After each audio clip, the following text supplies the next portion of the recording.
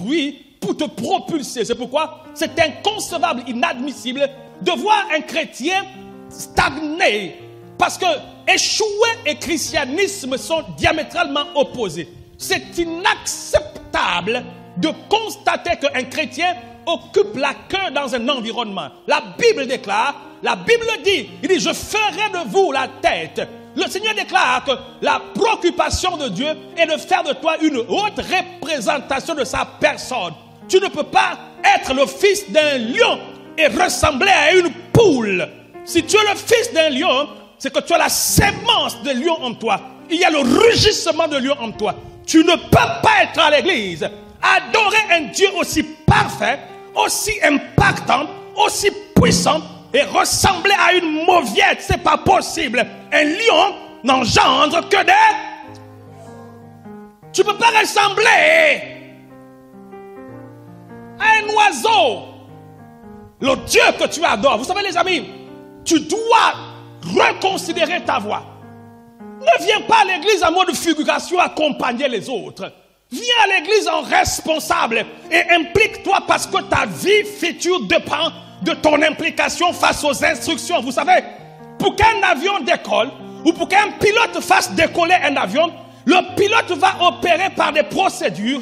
Il a devant lui ce qu'on appelle une checklist et on appelle ça des principes obligatoires. Il ne peut pas décoller sans que ces principes soient actés.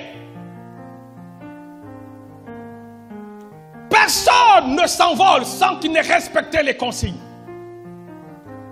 Et la vie en Christ, c'est la même chose. Je t'en supplie, oh frère, je t'en supplie par les compassions de Christ. Prends-toi au sérieux et prends ces informations au sérieux. Ta vie en dépend. Tu sais, on n'a pas tous les jours le même jour. On a une seule fois le jour. Les jours se suivent mais ne se ressemblent pas. Tu n'auras pas deux genres de lundi comme le lundi de demain. C'est le seul lundi durant tes 80 ou tes 60 ou tes 90 ans que tu auras à vivre. C'est le seul lundi qui sera comme ça. Et puis Dieu a fait que les jours se suivent. Ça veut dire que chaque jour tu dois augmenter d'impact et de performance. C'est pourquoi tu dois t'immobiliser pour donner à ta vie de la constance, de la résistance. Tu dois donner à ta vie de la valeur, mon frère. Tu dois donner à ta vie, mon Dieu, une orientation. Oh, que Dieu te bénisse ce matin au nom de Jésus. Là où tu es, lève la main droite, dis que je reçois la bénédiction au nom de Jésus. Dis, je reçois la bénédiction au nom de Jésus. Bien-aimé, en Christ, au commencement était la parole. Alors la parole est une bénédiction. La Bible déclare que sa parole a plus de valeur que l'or et l'argent. Reçois la parole au nom de Jésus. Alléluia. Si tu reçois la parole, tu deviens la parole. Reçois la parole au nom de Jésus. Dis-moi, je reçois la parole. Voilà. Dieu se préoccupe. Il a une préoccupation sur ta vie. Et puis Dieu s'est projeté dans ta vie. Il dit, je souhaite que tu prospères. Et que tu sois en bonne santé. Il dit, car je connais les projets que je formais sur vous, les projets de paix, non de malheur. Dieu veut que tu brilles. Non, mais Dieu veut que tu brilles. Et c'est à toi d'être conscient de ça. Le plan de Dieu n'est pas que tu sois la queue, car il dit, je ferai de toi la tête et tu seras toujours en haut. Quand Dieu t'a fait, tu es toujours en haut. Quand Dieu t'a fait, tu es toujours devant. Quand Dieu t'a fait, tu occupes des positions de gloire, de respect. Tu occupes des positions d'admiration, de positions de waouh, mais comment tu as fait. Quand Dieu te fait. Mais Dieu nous fait par sa parole. C'est pourquoi il dit dans Jacques chapitre 1, verset 20, il dit, mettez la parole en pratique. Et puis ne vous bornez pas à l'écouter en vous trompant par des faux raisonnements. Tu deviens ce que tu acceptes de faire. Tu deviens ce que tu acceptes de faire. Il dit à Moïse, il dit à Abraham, parce que tu as accepté de faire, je te donnerai. Donc tu deviens ce que tu acceptes de faire, de ce que tu dis tous les jours. On a parlé de la loi de l'offrande, de l'esprit de l'offrande. Donc je suis en train, par le Saint-Esprit, de t'amener sur les lois, où je te mets sur la voie qui conduit à la prospérité financière, à l'abondance financière. La Bible parle, il dit que la parole, selon Jean chapitre 6, 63, elle est esprit et vie. La parole est esprit, donc tu dois comprendre l'esprit de la parole. Si tu as compris l'esprit de la parole, tu auras une manière de faire sans que quelqu'un ne t'oblige de faire, parce que tu as compris l'esprit.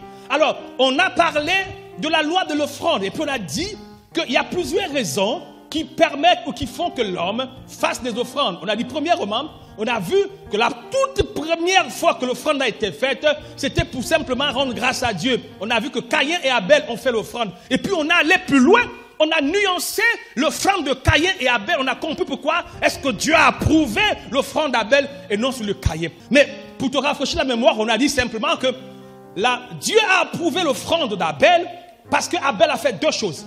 Abel, il va donner le premier-né et puis les graisses. Premier-né de son troupeau, Abel était un berger. Donc Abel avait des têtes de troupeau. Ça veut dire qu'il a fait offrande quantitative et puis offrande qualitative. Ça veut dire que Dieu approuve la quantité de l'offrande, mais Dieu approuve aussi la qualité de l'offrande. C'est pourquoi Dieu a bien voulu nuancer dans ses explications selon Genèse chapitre 4, à partir du verset 3. Quelqu'un dit Amen. Mais on a aussi vu dans Exode chapitre 25 au premier verset que Dieu va dire à Moïse, dis au peuple, parle au peuple qu'il m'apporte une offrande.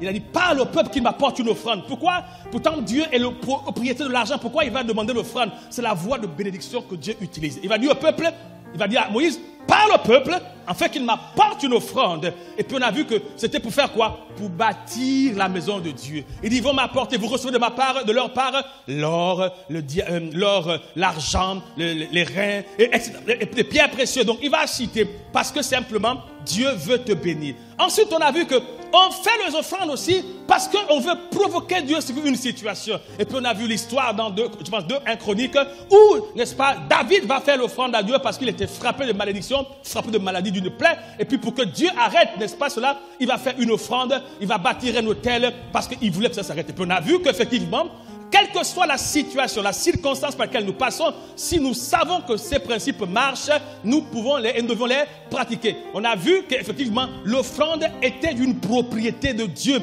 que l'offrande appartenait à Dieu. Et puis on a vu que l'esprit de l'offrande, par rapport à une nation, l'offrande c'est comme la richesse du pays. Et on a vu que l'offrande sert à bâtir les choses de Dieu. Et ensuite on est rentré dans la dîme. Quelqu'un avec moi, tu dis Amen. Que la dîme, c'est une loi.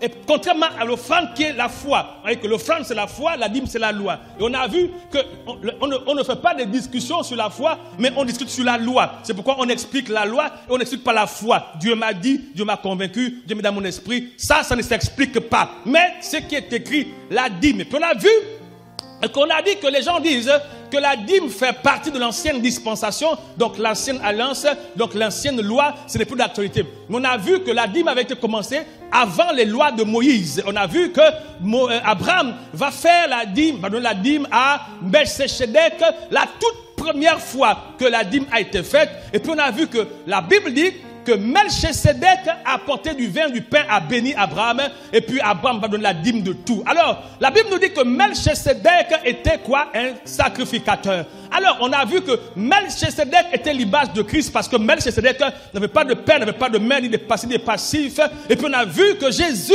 était un sacrificateur. On a vu que la dîme se donnait auprès de sacrificateurs. Alors, la perpétuation de l'action, on a vu que pour que cela soit ainsi, est-ce que dans nos jours, il y a encore des sacrificateurs? Si oui, il y a encore des sacrificateurs, alors oui, la dîme se donne encore.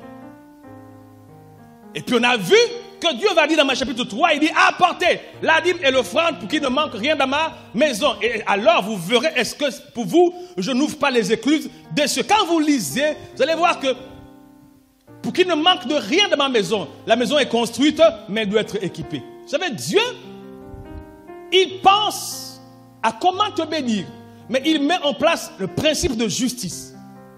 Même en tant que parent, pour ne pas être pris de parents injustes, tu dois mettre dans ta maison des protocoles de justice. Ça veut dire, ce sont des lois connues de tous. Il ne faut pas que non, l'autre dise, ah, maman préfère tel parce qu'à chaque fois, quand tel va demander, et puis quand ils ont des problèmes, ils vont dire, toi va parce que toi on t'écoute toujours. Il doit y avoir une raison qui fait en sorte que maman ou papa bénisse l'autre.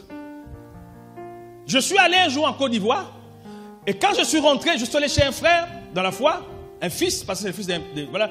Donc je suis allé, et quand j'arrive devant sa maison, je vois un ensemble de lois. Ça. Et puis le matin, quand il sort, il dit à les enfants, ils lisent. Il dit, c'est celui qui fait ça, qui a droit à ça. Celui qui ne fait pas ça, il n'a pas droit à ceci, il n'a pas droit à cela. Donc, quand il donne à l'autre, il donne à l'autre ouvertement. Il donne à l'autre ouvertement parce que tout le monde sait, tout le monde voit que l'autre fait ce qui est demandé. Et puis tous ceux qui brillent en bricolage et en cafouillage n'ont que leurs yeux pour pleurer. Même quand ils sont dans le besoin, ils ne donnent pas. Il dit, si tu n'apprends pas à obéir, tu n'auras pas. Moi, j'étais émergé, je dis, mais waouh! Effectivement, Dieu est un Dieu de sagesse. Qu'est-ce qu'il a fait? Il a mis des principes de justice pour que quelqu'un ne dise pas que Dieu est injuste. En d'autres termes, les gens que tu vois briller par la grâce de Dieu, c'est les gens qui savent honorer le Seigneur. Vous savez, ce n'est pas le fait de venir à l'église. Il y a des gens aux États-Unis, ils ne vont pas à l'église, ils ne sont pas des dimanchards. Mais quand tu le vois à l'église, ils viennent honorer les partis. Ce sont des lois. Et on a dit, on a expliqué, c'est pourquoi il faut être présent. On a dit que la bénédiction n'est pas une loi de sanctification, c'est une loi d'obéissance. Ça veut dire que pour être béni, je dis quoi? Pour être riche, être prospère, ce n'est pas la sanctification. Mais pour parler à Dieu et pour voir à Dieu, ça c'est la sanctification. Mais pour avoir, que tu sois un meurtrier, tu sois un sorcier, un homme du diable, si tu as une graine d'arachide, tu vas planter, est-ce que la graine va-t-elle pousser? Est-ce qu'elle va pousser? Parce que la graine ne regarde pas qui plante. La graine regarde le principe, on m'a mis en terre, je pousse. Donc le principe de richesse, c'est pourquoi vous allez voir, les plus riches ne sont pas les plus saints. Donc la prospérité n'est pas une affaire de sainteté. Alors laisse-moi te dire, les hommes disent quoi? Quand tu appelles qu'il est complice, c'est quoi un complice? Un complice, c'est quelqu'un avec qui tu participes à quelque chose de négatif, n'est-ce pas? Les hommes appellent le receleur. C'est quoi un receleur? Un receleur, c'est quelqu'un qui s'approprie de quelque chose qui a été malencontreusement reçu, n'est-ce pas? Laisse-moi te dire. Dieu dit, qui permet aux méchants, aux voleurs d'amasser pour te donner. Si un méchant, un voleur prend et te donne, tu n'es pas un receleur. Quelqu'un allait prendre, il détruit les banques, il renverse une banque et puis vient te faire l'offrande. Tu n'es pas un receleur. Mais Dieu dit, ah, mon cher, il dit, c'est comme ça que j'opère. Il dit, je permets aux méchants d'amasser pour te donner. Ça veut dire, attends, c'est la propriété de Dieu. C'est pourquoi quiconque fait l'offrande parle directement à Dieu. Quand tu fais l'offrande, il s'agit de Dieu. C'est pourquoi l'offrande coûte plus cher que la dîme. La dîme, c'est une loi. La dîme, c'est une loi. L'offrande, c'est la foi. La dîme, c'est pour toi. L'offrande, c'est pour Dieu. Mais les deux participent à ta bénédiction. Et puis l'un ne va pas sans l'autre. Maintenant, qui fait l'offrande, qui fait la dîme? L'offrande est faite par tout le monde. La dîme est faite par ceux qui ont. Tu as un salaire, tu travailles, tu fais la dîme. Tu donnes la dîme. Parce que la dîme, c'est une loi du cœur. Dieu a mis cette loi pour voir ton cœur. Parce que Dieu, il regarde au cœur. Donc, pour que Dieu juge ton cœur, il met des lois. Et puis la dîme est une loi du cœur. Dieu voit ta fidélité. C'est pourquoi les gens qui font la dîme, c'est en général les gens qui travaillent, les gens qui ont des revenus. Tu as des maisons, tu as des voitures en location, tu as. C'est ça là, on fait la dîme. Mais tu n'as pas d'argent, tu ne travailles pas, tu n'as rien. Tu ne fais pas la dîme, tu fais l'offrande. Maintenant, souviens-toi que tout ce qu'on te donne t'appartient. Donc tout ce que tu reçois même par ami, cadeau, tu dois enlever la dîme dedans. Donc la dîme et l'offrande vont de pair. L'offrande, c'est pour les violents. Et j'en ai parlé plusieurs fois. Maintenant, aujourd'hui, je voudrais rentrer ce qu'on appelle le sacrifice. S'il te plaît, quand tu comprends ces choses, tu es équilibré. Tu es équilibré. Tu es vraiment équilibré. Pourquoi? Parce qu'effectivement, tu comprends que pour que tu sois prospère à des niveaux, il faut que ces lois soient pratiquées. Donc, le sacrifice, c'est une loi. Ce sont des lois. C'est une loi. Tout ça, ce sont des lois. Mais sauf que, en ce qui concerne l'offrande, le sacrifice est une offrande. La dîme, c'est aussi une offrande. C'est un genre d'offrande. Offrande, c'est offrir, c'est donner. Mais souviens-toi que ce que tu donnes, tu le donnes sous un ensemble de principes. L'offrande ordinaire, c'est donner, c'est offrir. Offrande, offrir. Offrande, offrir, c'est donner. Dîme, c'est donner. Sacrifice, c'est donner. Mais chacun a sa quintessence. Chacun a sa structure. Chacun a sa raison. Chacun a son but. Et chacun révèle quelque chose. L'offrande révèle la foi. La dîme révèle le cœur. Le sacrifice révèle la mort. Et chacun à son niveau. L'action ultime, c'est le sacrifice. L'action ultime, c'est-à-dire que qui est au-dessus de tout ça, c'est le sacrifice. Est-ce que tu as vu Jésus, tu as entendu que Jésus appelle la dîme? Est-ce que tu as entendu que Jésus appelle la dîme? Est-ce que tu as entendu que Jésus appelle la dîme? Et que Jésus a fait quoi? Le sacrifice. Mais je te parle du pouvoir du sacrifice. Dieu a donné des lois pour que notre vie soit une vie d'exception. Vous savez, malheureusement, on a l'impression que les gens qui ne sont pas de l'église, les gens du monde ont mieux compris ces choses. Hey! On a parlé du pouvoir des esprits à l'église. On a dit, mais nous sommes des esprits, pourquoi avons-nous peur des esprits? Est-ce que tu as peur des hommes comme toi? Non, parce qu'ils sont des hommes comme toi. Mais pourquoi tu peur des esprits? Mais ce sont des esprits aussi comme toi. Mais on a peur des esprits. Donc on a parlé de la peur des esprits. On a vu que quand Jésus marchait sur les eaux, les apôtres ont paniqué, ils ont pensé que c'était un fantôme. Et on a vu que si tu as peur des esprits, tu ne peux pas opérer. C'est pourquoi tu dois fortifier ton esprit. La peur, on a vu que la peur était un tueur de destinée. Et la plupart des gens en mouraient parce que la peur les gangrénait. Et une fois que la peur est rentrée, tu perds tes moyens, tu perds tes compétences, tu perds tes capacités, tu perds de visibilité à cause de la peur. Il dit, pourquoi tu peur ou pourquoi tu doutais? La peur, tu dois y travailler. Donc Dieu donne des lois pour nous faire entrer. Il nous explique des principes pour que nos vies se distinguent. Et ta vie n'a pas le choix que de se distinguer. C'est un choix. Alléluia. Donc chaque information a son importance. Chaque obéissance à l'information a sa raison, mon ami. A sa raison. Quand tu fais ça, tu as ça. Quand tu fais ça, tu reviens de ça. Quand tu fais ça, tu rentres dans ça. Donc si tu ne fais pas ça, ça te bloque à un niveau. Quelqu'un a la foi, il fait offrande. Quelqu'un est bon quand il fait dîme. Quelqu'un aime Jésus d'une manière parce qu'il fait un sacrifice. Il y a des églises, chaque année, on fait un sacrifice. C'est lequel? Chaque début d'année, ou chaque fin d'année, tu prends tout ton salaire, tu donnes à l'église. Maman, je fais comment l'école des enfants. Maman, je le taxi au Seigneur Jésus. Ça, c'est quelle église ça? L'argent de Dieu, tant que c'est chez toi, c'est pour toi. Ça appartient à Dieu dès que ça quitte ta maison et que c'est à l'église. Chacun voit ce qu'il voit. Chacun fait ce qu'il voit.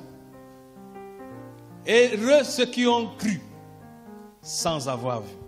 Donc le sacrifice, c'est puissant, mon ami. Vraiment puissant. Vraiment puissant. Nous, on a fait un sacrifice. On a tué notre vie du monde. En obéissant, parce qu'en général, le sacrifice, Dieu met dans ton cœur. Tu sens dans la pensée qu'il fait quelque chose comme ça. Tu sens dans la pensée. Maintenant, tu n'as pas besoin à des dimensions de grâce, enfin de grandeur, de connaissance. Tu n'as pas besoin de sentir, mais tu as besoin de décider. C'est-à-dire que non, trop c'est trop, il faut que je me fâche. Donc tu dis là, je fais un sacrifice parce que ça c'est toi-même. Dieu c'est un principe. Même si Dieu ne t'a pas dit, mais c'est le principe. Il n'y a pas de Dieu doit convaincre à mon cœur. Mon ami, le principe c'est le principe. Et puis le principe est têtu. Si tu respectes un principe, que tu sois beau, grand, petit, vilain, beau, machin, le principe marche. Donc quand tu respectes un principe, mon ami, attends ton réaction. Et puis on a vu dans la Bible que tous ceux qui ont fait ça ont vu Dieu en live. À la suite de ça, Dieu a parlé. J'ai dit, offrande en général, la dîme est une offrande. C'est donné. Offrande ordinaire, c'est donné. Sacrifice, c'est donné. Dimanche prochain, on parlera du don. L'offrande du don. Le don de soi ou le don de Christ. On va voir le don. C'est quoi le don? On va expliquer. Donc, vraiment, je voudrais, avant de me mettre à lire tout ça, te faire comprendre qu'il y a des choses dans la vie que les autres ont compris. Quand tu entends, il faut des sacrifices. Ils utilisent le mot, il faut des sacrifices. Et quand Satan va te demander de faire un sacrifice, il ne dit pas fais offrande. Il dit fais un sacrifice. Donne-moi tel. Donne-moi tant. Un sacrifice, c'est quelque chose de coûteux. C'est toujours quelque chose qui fait, quand ça sort de toi, ça crée un vide. C'est le vide là que Dieu vient combler. Ils ne sont pas nombreux qui le font. Pourquoi? Parce qu'en fait, c'est une dimension de foi. Parce que le sacrifice révèle la foi, révèle le cœur. C'est-à-dire qu'on prend tout ce que Dieu demande, on met dans le sacrifice, c'est ça là. Le sacrifice, ce n'est pas pour les petits chrétiens. Les gens qui le font, c'est les gens qui ont une maturité. Vous allez voir que les gens du monde ont compris ces choses. Il dit, donne-moi ta mère. Pour ça, il faut tel sacrifice. Et quand tu vois, les sacrifices sont gradués. C'est pourquoi tu vois les animaux sont à des niveaux. Tu vois, on dit, amène un pigeon. amène un petit mouton. Oh, amène un cabri. Oh, amène une vache. Et puis amène l'homme. Parce que l'homme dans la chaîne de sacrifice, c'est le plus haut sommet. C'est pourquoi les gens qui veulent aller à des niveaux, on demande si ça coûte cher. Nous sommes sur le sacrifice de Jésus. Jésus était homme sur la terre, opérant comme Dieu. Donc, la loi de sacrifice est une loi très dangereuse. Quand tu sais manier l'arme du sacrifice, on va te traiter de sorcier. Le sacrifice, mon ami. Un jour, Dieu me dira, il dit, parle au taximan de faire une dîme mensuelle des clients. Tu as un véhicule, tu prends les 10 clients, premiers clients, ils ne payent pas. Ça fait mal, hein? Ça fait mal, mon ami. Ah! Mon ami, tu es fou. Tout ce qui fait mal appelle le ciel en courant. Les chrétiens,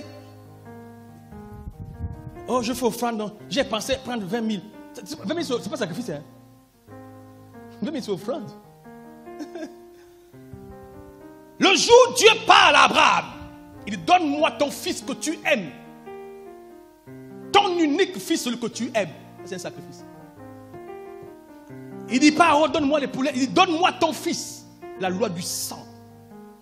Tout ce que tu sens qui te fait mal, c'est ton sang qui parle. Abraham a pris l'enfant. Et quand Abraham monte vers la montagne, dans Genèse chapitre 22, au verset 5, au verset 1 à 2, Dieu fait la demande, il dit, donne-moi ton fils, celui que tu aimes. Au verset 5 de Genèse chapitre 22, Abraham prend le petit. Il dit au serviteur, il dit, restez ici, l'enfant et moi, on ira adorer. Le sacrifice, c'est un acte d'adoration élevé, contrairement à l'offrande ordinaire. Regardez les gens du monde, les amis, regardez les gens du monde. Le gars, après avoir sacrifié un paché comme ça, tout le gars il est monté, tout le gars il possède, tout le gars il devient, tout le gars. Pourquoi? Parce que le sacrifice est une loi spirituelle. Ce n'est pas une loi chrétienne. On appelle ça loi spirituelle, pas une loi chrétienne. C'est-à-dire que ce ne sont pas que les chrétiens qui pratiquent ce principe. Et là où moi je suis subjugué, c'est de constater avec beaucoup de fébrilité que nous qui avons l'information la plus puissante, nous ne faisons pas cela. Les autres qui n'ont pas la vérité, mais mon Dieu, ils sont accros à ces principes-là. Je connais des gens qui disent, moi, je fais des offrandes. Mon ami, je fais des sacrifices. Abraham a fait le sacrifice. Et quand il fait comme ça, au verset 16 à 17, Dieu dit, je te jure, Abraham, parce que tu as fait cela, Dieu, le sacrifice comprend que c'est un acte qui vient et qui crée la douleur quand tu poses. Et quand tu fais cet acte, tu sens un vide. Ça crée un trouble, un déséquilibre. Mais mon Dieu, comment je veux faire après ça? Parce que si tu n'es pas soumis à cette forme de réflexion, mais Seigneur, là, il n'y a que toi aussi, non, vraiment, je ne peux pas. Si tu ne fais pas ça pour avoir mal, Dieu ne sert pas. Vous savez, le diable a su tuer les chrétiens.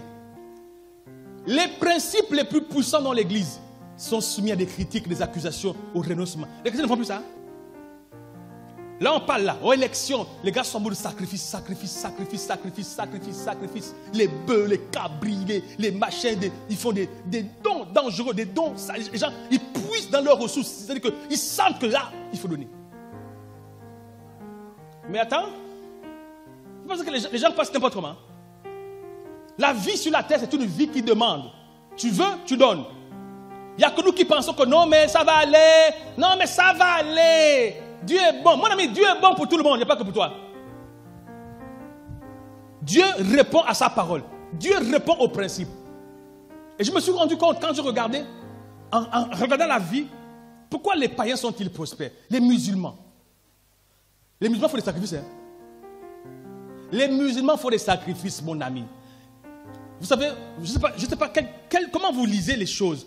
Mais moi, chrétien Zengibris, j'ai lu les choses par comparaison. Pour comprendre l'évidence et voir les manquements. C'est-à-dire que Quand tu vois les musulmans et les chrétiens, on a même une même souche. On sort d'Abraham. Nous tous. Nous sommes les enfants de la promesse. D'autres là, c'est la rejeté, l'esclave. Mais l'enfant de l'esclave là, qui a grandi dans le désert là, le gars là, il est dangereux. Les musulmans occupent les sphères financières du monde. Le plus riche d'Afrique, ce n'est pas un chrétien, c'est un musulman. Les autres dans le monde ne sont pas des chrétiens. Où sont passés les chrétiens quand même, les amis? Vous venez à l'église pour figurer. Vous venez à l'église pour accompagner les autres. Vous venez soulager la conscience à l'église. Ah, j'étais à l'église, on a bien loué. Puis on a bien chanté. Non, oh, le Saint-Esprit était à l'œuvre, la parole était waouh. Et puis, la suite c'est quoi? Et puis tu dis, ah Seigneur, vraiment, si tu peux faire un miracle là, Seigneur, vraiment. Peut-être que le musulman, il roule, la vie est belle. Où sont passés les chrétiens, les amis? Où sont passés les chrétiens? Il n'y a même pas un sursaut d'orgueil chez les chrétiens. Et puis tu les vois, ça va aller, oh, Dieu te contrôle, oh. Hey, mon Dieu, il ne ment pas.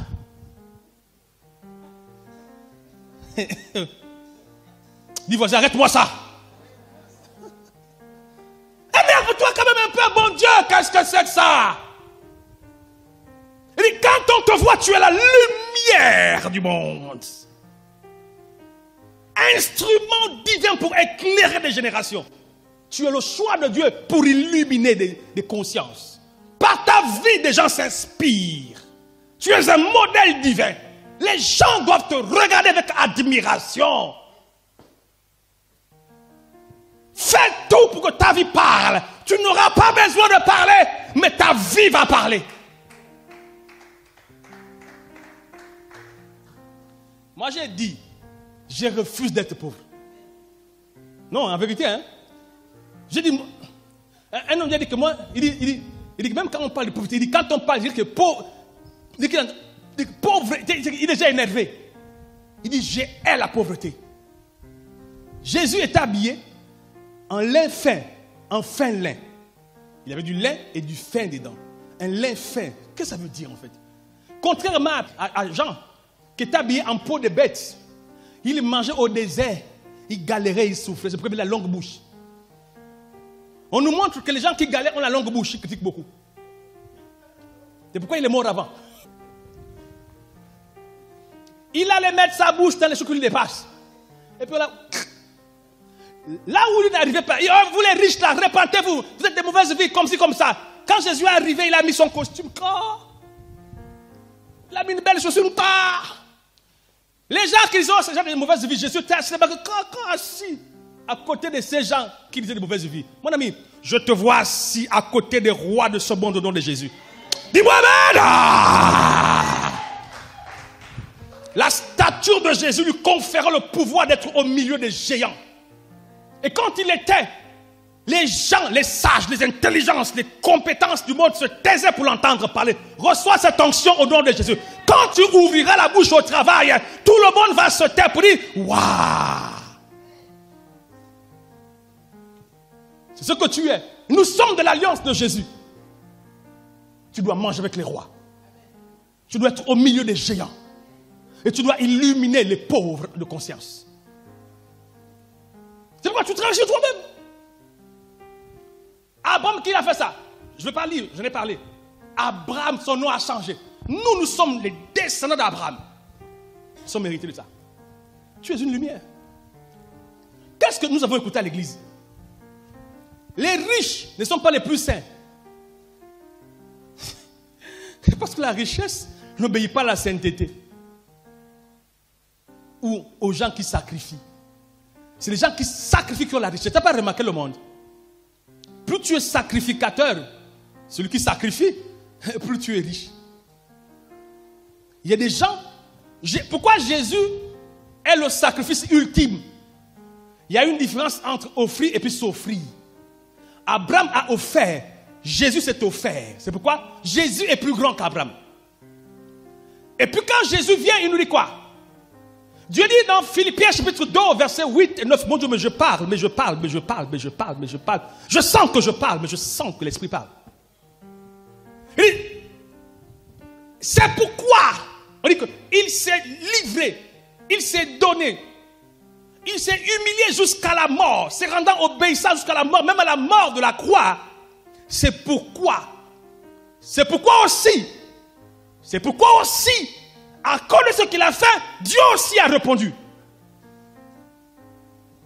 C'est pourquoi aussi Dieu l'a souverainement élevé. Et il lui a donné le nom au-dessus de tous les noms. Qu'est-ce que Jésus a fait? Il s'est sacrifié. Il s'est sacrifié. Et puis quand Jésus vient, il dit, les amis, je veux que vous soyez comme moi. Mais pour être comme moi, allons-y lire dans le livre de Romains chapitre 12, verset 1, il dit, d'offrir nos corps en sacrifice vivant. Tu as vu quelqu'un qui est mort vivant, qui marche? Tu n'as plus le cou. Il n'y a plus de tête, mais tu marches dans la ville. Il dit d'offrir ton corps comme un sacrifice vivant, saint et agréable. Ce qui sera pour toi un culte raisonnable. Waouh! Donc Jésus nous dit, si vous voulez être comme moi, sacrifiez-vous aussi. Mais vous serez des morts vivants. Waouh! Tu es vivant, mais tu es mort. Tu es sacrifié. Tu t'es sacrifié, mais tu vis. C'est un style de vie. Une manière de vivre.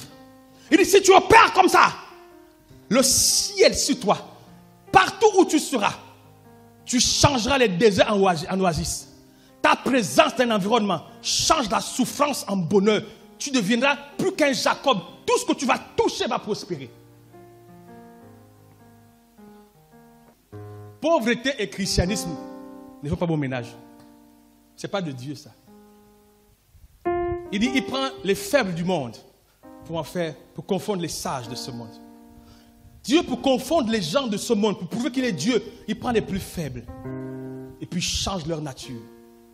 Le plan de Dieu est de changer la nature des gens. Refuse d'être que là. Tu vaux plus que ça. Si tu as déjà, tu peux avoir plus.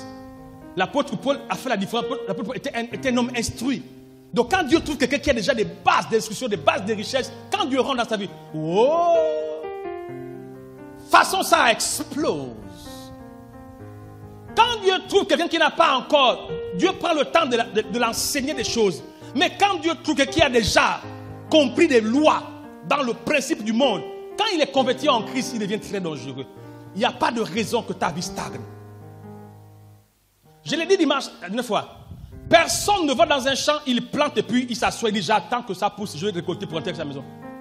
Tu plantes, tu pars. Tu reviens l'autre jour, tu fais encore ce qu'il faut faire. Tu désherbes, tu pars. Et puis tu attends. On dit que Dieu est un Dieu de temps.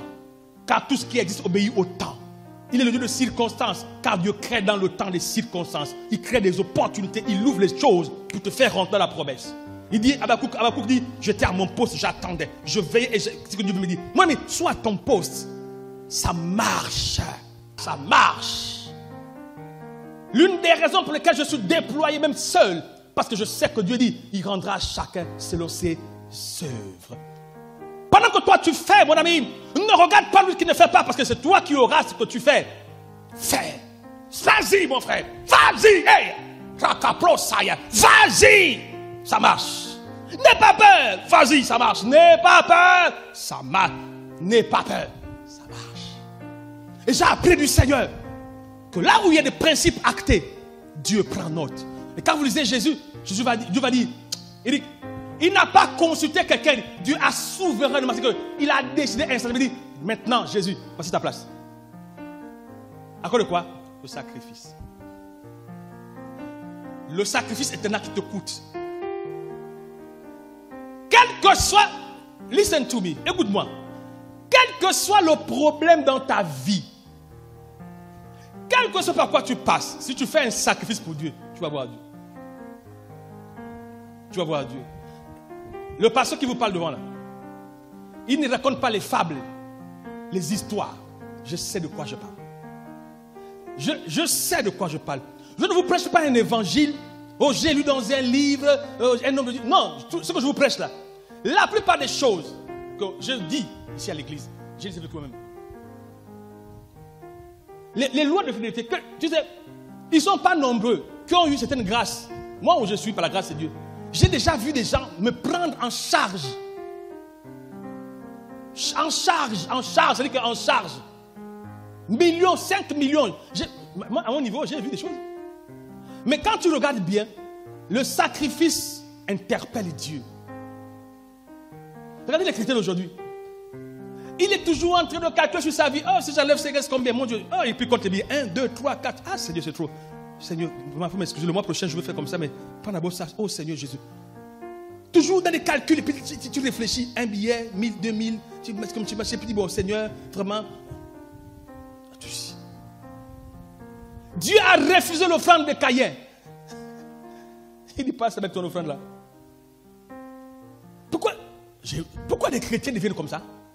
Parce qu'on a tellement écouté des choses sur internet. Oh non, quand tu donnes l'argent, c'est pour le pasteur, et puis comme ça, le pasteur. Mon ami, tu crois au principe? Quand on plante, est-ce qu'il n'y a pas les voleurs? Tu crées ton champ. Est-ce qu'il n'y a pas de voleurs? Tu viens comme ça, on a coupé un régime de bananes. Et c'est pour autant que tu peux les champs. Il y a des faux pasteurs. Il y a des hommes de Dieu qui aiment l'argent. Il y a des hommes de Dieu, chefs de gang, des macros, qui s'appellent l'homme de Dieu. Dieu a dit qu'il faut laisser le blé et l'ivraie pousser ensemble. Donc il y a des vrais pasteurs, il y a des faux pasteurs. Beaucoup pour toi, tant pis pour toi si tu es chez un pasteur, chef de gang. Et puis si Dieu t'a connu chez un pasteur, chef de gang, c'est pour t'apprendre la loi de la vigilance. Et puis quand tu te connais chez un pasteur où il y a les choses, tu sens que tu vois qu'il y a des choses. Tu sais que l'homme, c'est un homme de Dieu. Tu sais ça. Tu sais que c'est un homme de Dieu. Parce que Dieu atteste qui nous sommes. Tu sais. Donc, moi, là où j'étais, on m'a escroqué. C'est pourquoi moi maintenant, mon ami, tu es déformé. Tu dois aller en rééducation. Les circonstances douloureuses viennent pour te rendre plus intelligent. Mais pas plus dingue. Ah non, moi avant, le vent est passé. Maintenant, tu es quoi? C'est pourquoi tous ceux qui brillent dans leur passé sont morts dans leur présent. Avant, moi j'étais consacré. Quand j'ai commencé ma vie chrétienne là, mon Dieu, dès que je ferme les yeux comme ça, Dieu me parle. Aujourd'hui, même quand tu mets le piment, Dieu ne te parle pas. Pourquoi il ne te parle plus? Si ton passé est plus excellent que ton futur, tu es mort dans ton futur. Dieu dit qu'il te conduit de gloire en gloire. Mon ami, tu dois marcher de gloire en gloire. Et ça, c'est ta responsabilité pour que Dieu t'y conduise. J'ai écouté beaucoup de serviteurs dire, oh, il dit, quand je commençais ma vie chrétienne avec le Seigneur, non, j'étais très zélé. Au début de ma conversion, vraiment, je marchais avec le Seigneur, j'étais vraiment zélé. Mais aujourd'hui, vraiment, le temps, tu es mort. Si ton passé est plus impactant et plus brillant que ton présent, c'est-à-dire que tu viens d'occulter ton futur. Tu dois être brillant dans le temps présent. Pour être plus brillant dans ton futur. Pour être plus brillant dans ton futur, tu dois être brillant dans ton temps présent. Tu dois être moins brillant dans ton passé, brillant dans ton présent, pour être plus brillant dans ton futur. Si tu es très brillant dans ton passé, et que dans ton présent, tu es un peu brillant, c'est que tu es en train de mourir pour ton futur. Tu dois progresser dans une croissance de conformité. C'est pourquoi, veille sur toi-même. Je vais terminer avec ça aujourd'hui. Le sacrifice. Depuis que tu es chrétien, tu as déjà fait un sacrifice. Toutes tes offrandes sont les offrandes à tes moyens. C'est-à-dire que tu sais que là, si je donne ça, j'ai encore. Tu donnes ça parce que tu as encore. Tu n'oses pas donner pour dire, tu dis, non, si je donne ça, mais je suis mort. Quel type de sacrifice toi tu as fait déjà depuis que tu es chrétien? Tu connais ta plus grosse offrande. Quand tu as donné ta plus grosse offrande, tu sais que c'est. Tu dis, moi, j'ai un barème. J'ai un barème. Donc quand on parle de sacrifice à l'église, les gens disent, oh non, c'est l'argent, ça me coûte cher, tout ça, machin. Tu te fais quel sacrifice? La dîme, ce n'est pas un sacrifice. La dîme, ce n'est pas un sacrifice. Le sacrifice, c'est tout ce qui sort de toi qui te coûte. Tu sens que tu as mal. Tu dois sentir un vide. C'est ce qu'on appelle le sacrifice. Par exemple, on parle de loi des sacrifices. On dit quoi? Regarde, il dit dans Lévitique chapitre 7, 12, il dit, voici la loi du sacrifice d'action de grâce qu'on offrira à l'Éternel. Il dit, voici la loi du sacrifice. Ensuite, au verset 16, il dit quoi? Il dit, si quelqu'un offre un sacrifice pour l'accomplissement d'un vœu, c'est-à-dire que pour qu'un vœu s'accomplisse, tu dois offrir un sacrifice. Pas une offrande, un sacrifice. Pour qu'un vœu c'est quoi? Un souhait. Un souhait c'est quoi? Un désir. C'est quoi un désir? Une vision. De ce que tu as en vue. Vous savez, les femmes qui chantent les maris là, Il faut le sacrifice. Hein. Un jour, une changeuse de Marie allait voir un ganga. Dès qu'elle a vu sur le ganga, elle dit, ma fille, l'homme là, il a un esprit fort. Hein? Mais ça, il faut faire un sacrifice. Hein? Ça, il te faut au moins 4 vaches. Il te faut au moins 4 vaches. Plus au moins, il a cité des machines. Là. Il dit, mais tout ça, c'est moi qui vais payer ça. Quand moi, je fais tout ça, le sacrifice, donc je connais le prix. Il dit, tout ça, ça fait 5 millions. La go, elle est sortie. Elle dit, ok, Nganga, je reviens. Papa, ils ont leur nom qu'ils appellent. Ils ont leur nom. Il dit, je reviens. La go là, elle a remué Libreville. Elle a pris 5 millions. Elle va voir le Nganga. Elle a dit, tu as bien fait. Quand tu vois l'homme devient ma boule posée. C'est comme ça, ma boule posée. Ah, vous ne connaissez pas ça, hein? Ah, ok. Vous êtes déjà des ongles. Ma boule posée. Donc c'est un posé qui est ma boule. Tu dis, comment? Chérie dit oui. Chérie, je dois dire oui. Je sais maintenant, oui. Oh oui. Chérie, moi, oh oui. Dès que tu dis, oh chérie, oui. Chérie, je dis oui. Vous ne tirez pas vos maris, hein? Vous ne tirez pas vos maris, hein? Mais vous dormez au premier banc?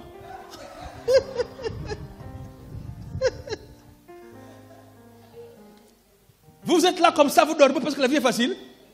Tu penses que Jésus, ce n'est pas un chang? Oh, mais ce n'est pas possible, ça. Jésus, c'est un grand chang, le plus grand chang des changs. C'est Jésus. Mais ça marche comment? Sacrifice. Ça, c'est pour mon mari. Alliance éternelle. Même s'il veut se gratter, il doit me demander la permission.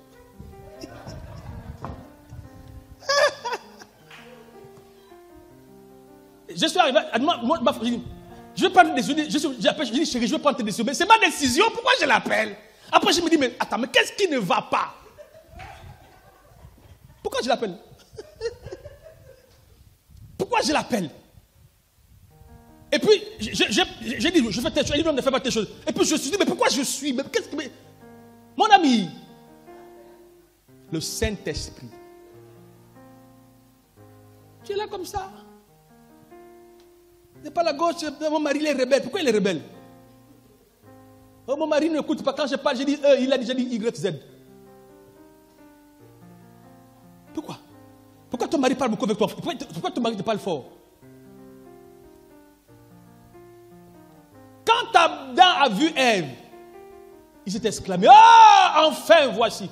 On dit qu'avant que Ève ne vienne, Dieu a fait passer des go en mode chimpanzé, go en mode lion. Donc, il y avait des go à plusieurs dimensions, go en mode gazelle, taille sur mesure. Et puis, tout ça, Adam a dit non, c'est pas mon niveau. Donc, quand Dieu a fait des films, tout ça, il dit ça c'est le go des boîtes de nuit, ça c'est le go des week-ends, ça c'est le go. Donc, il donne chacun des noms. Ça c'est la chaîne, ça c'est le chien. Donc, il donne les noms. Donc, à donner les noms, il donnait des types. Et vous savez, c'est spirituel. Hein? Il y a des go qui sont des chênes, il y a des go qui sont des éléphants, il y a des go qui sont des gazelles. Ce sont des appellations spirituelles. À la suite de ça, Dieu, ne trouvant pas ce qui lui convient, Dieu va faire dormir pour prendre en lui maintenant. Donc, quand tu lis ça, les femmes chrétiennes là, quand je dis ça, ça vous fait mal, n'est-ce pas? Quand je dis, si une femme chrétienne est mariée et que son mari la trompe, ça fout de la femme. Ça fait mal, tu dis, oh, comment ça, pasteur? Et pourtant, non. Hein? Toutes les conséquences. Si ton mari joue au one-man show dehors, c'est parce que quelque chose manque à la maison. Ce qui manque à la maison, ce n'est pas que tu n'es pas une femme. Tu ne peux pas, tu ne peux pas. Non! Tu ne fais pas le chang. Tu fais pas le chang. Le chang, c'est Jésus. Et c'est le vrai de chang. Ça marche. Les gens du monde ont pris ça chez Jésus. Et puis ils ont perverti, c'est tout. Est-ce que tu as fait une offrande sacrifiée pour ton mari? Pour ton foyer? Dès que tu es marié, ouais, vive là, je suis marié. Tu sais que derrière l'alliance se cachent les grands problèmes. Tous tes vrais problèmes commencent dès que tu te maries.